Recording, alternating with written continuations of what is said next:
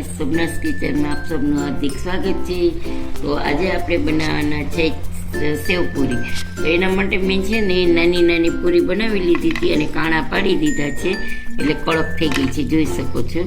હવે એ પૂરી આપણે જે કાણાવાળો ભાગ છે ને ઉપર રાખ્યો છે, તો આપણે ઉપર બધે અમે બટેટાને છૂંદો કરી લીધો છે, એમાં નિમક નાખી દીધું છે, ખાલી નિમક જ નાખ્યું છે। હવે આપણે આવી રીતે ભરી દઈશું, બસ પછી થાય ને ત્યારે કરાય। જો બટેટા નાખ્યા પછી આપણે ટમેટા નાખી દીધા છે, પછી ઝીણી સમારેલી ડુંગળી છે એ નાખશું, તમે જોઈ શકો છો। અહીંયા મેં બધું ઝીણું ઝીણું સમારી લીધું છે। પછી આપણે નાખશું બધી ચટણી। તો અહીંયા જોઈ લો, આપણી ચટણી બધી લસણની, લીલી અને ખાટી મીઠી બધી તૈયાર છે ચટણી।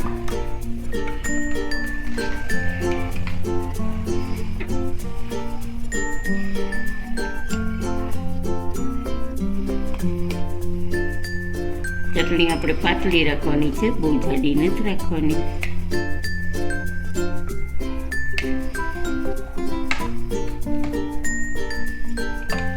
પછી આપણે નાખશું લીલી ચટણી।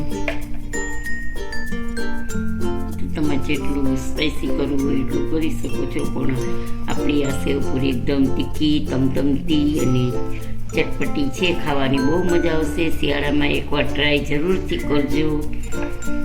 શિયાળાની આઈટમ છે, શિયાળામાં બધું આવું તીખું ચટપટું ખાવાનું બહુ મજા આવે।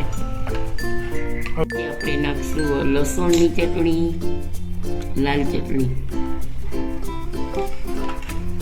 પછી આપણે નાખી દઈશું ઉપરથી બી,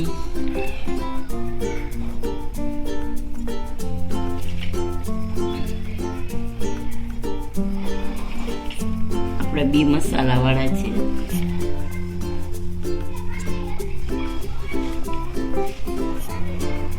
પછી આપણે ઉપર નાખી દઈશું આ ચટપટો મસાલો જે મેં બનાવ્યો છે ને અહીંયા, એ આપણે હાથેથી ઉપરથી જરાક નાખી દઈશું બધી ફરતો ફરતો।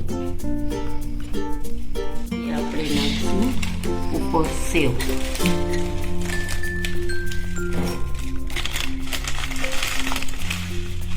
જોઈ શકો છો, આપણે ઉપર દાડમના દાણા નાખ્યા છે અને આપણી ભેળપૂરી તૈયાર, આપણી સેવ પૂરી તૈયાર છે। ચાટપુરી સેવ તીખી તમતમતી। આજનો વિડીયો તમને કેવો લાગ્યો તે જરૂરથી જણાવજો, સબસ્ક્રાઈબ કરજો, લાઈક કરજો અને શેર કરજો, અને કમેન્ટમાં જરૂરથી બતાવજો કે આજનો વિડીયો તમને કેવો લાગ્યો। જય શ્રી કૃષ્ણ।